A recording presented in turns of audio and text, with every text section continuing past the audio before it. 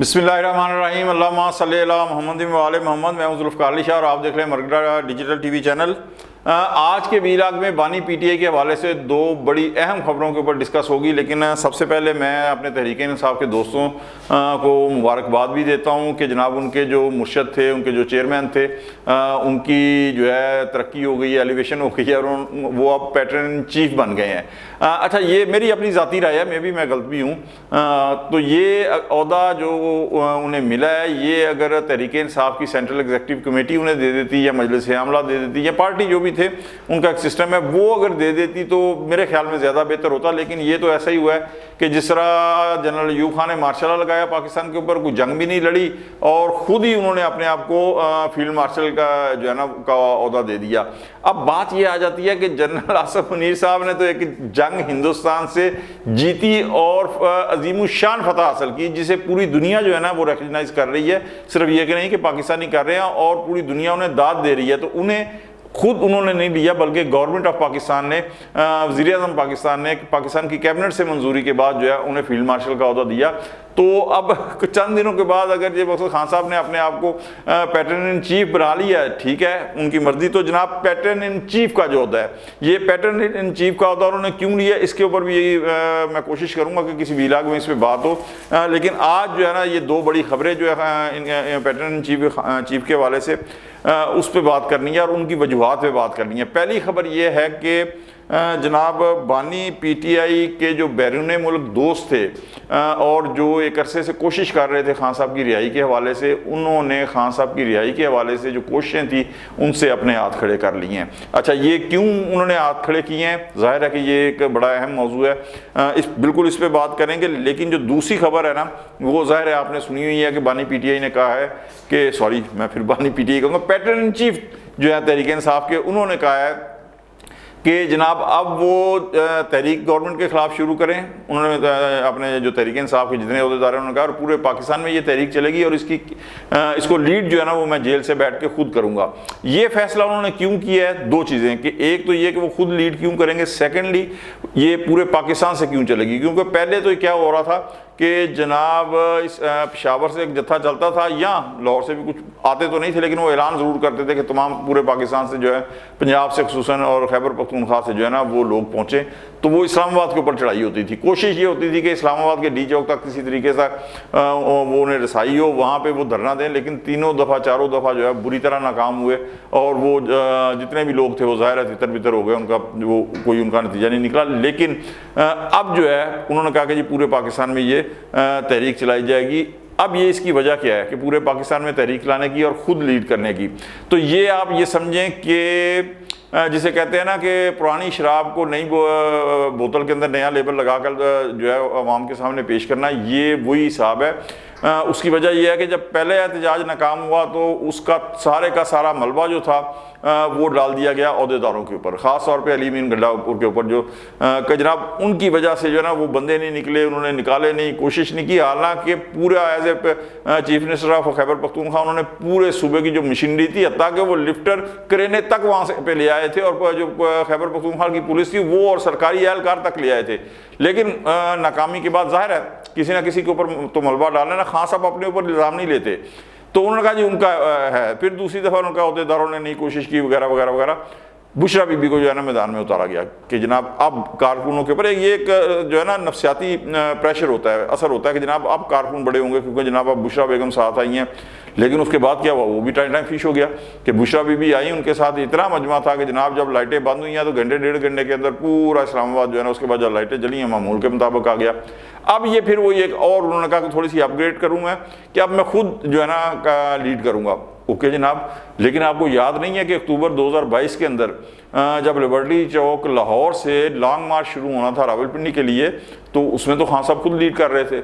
लेकिन वो लॉन्ग मार्च माशाल्लाह इतना कामयाब था और उसके अंदर इतनी बड़ी तादाद थी अवाम की कि बड़ी मुश्किल से वो रावी पुल क्रॉस कर सका था। हालांकि खान साहब खुद ट्रक के ऊपर चढ़ के उसकी लीड कर रहे थे।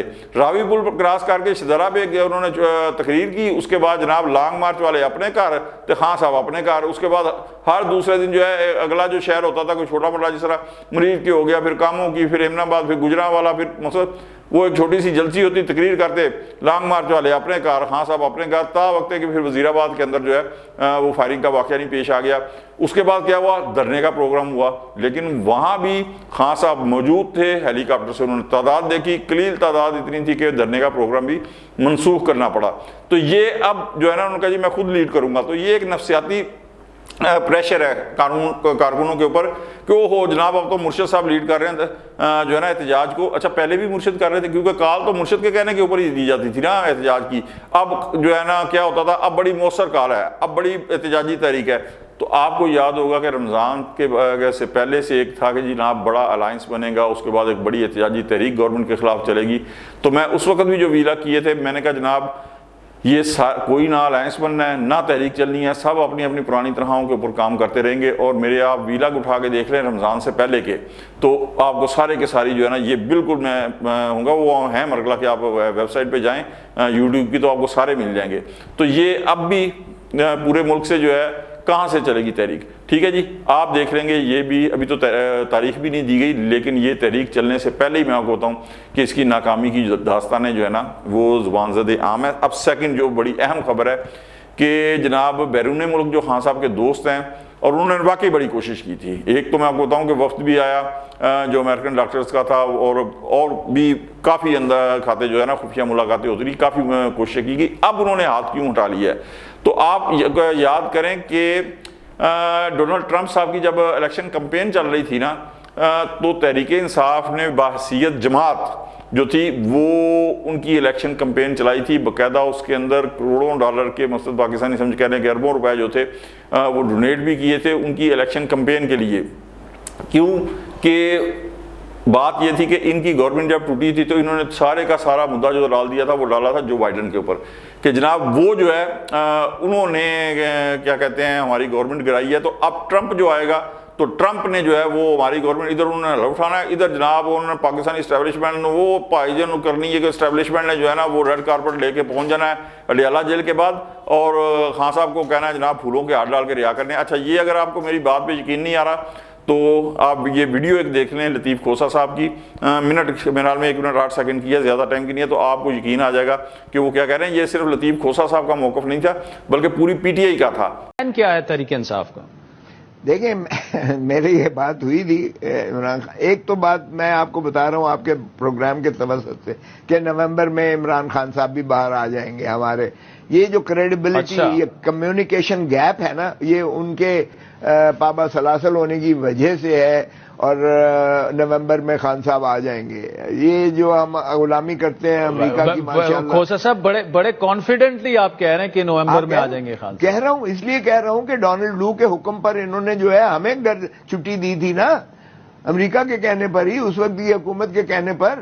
اب 5 نومبر کو آ رہی ہے نا حکومت امریکہ میں تو وہ آپ دیکھ لیں گے کہ کس طرح سے جو ہے پینڈلم، وہ کہتے ہیں نا سوئنگ ووٹ اور سوئنگ سٹیٹس، جو ہے سوئنگ سٹیٹس نے کیا، ان کا سوئنگ کس طرح جو ہے یو ٹرن مارتی ہے یہ اسٹیبلشمنٹ اور یہ حکومت۔ آپ دیکھیں گے کہ عمران کے جو ہے پیچھے پیچھے پھریں گے اور مطلب ڈونلڈ ٹرمپ، آپ یہ کہہ رہے ہیں ڈونلڈ ٹرمپ کے آنے کے بعد اور وہ الیکٹ ہو رہے ہیں ان کے آنے کے بعد خان صاحب بھی رہا ہو جائیں گے؟ دیکھیں 100%۔ لیکن ہوا کیا کہ ٹرمپ صاحب جب آئے تو جناب اس کے بعد کچھ بھی نہیں ہوا۔ اس کے بعد جناب والا پھر ایک کچھ عرصے کے بعد اور جوش ہوا کہ جناب جو ولسن صاحب نے ایک جو ہے نا بل کانگریس کے اندر پیش کرنا ہے جس کے اوپر بڑی پاکستان کی اسٹیبلشمنٹ کی جو اعلیٰ ترین شخصیات ہیں نا ان کے اوپر پابندیاں لگ جانی ہیں، وہ بھی پیش نہیں ہوا۔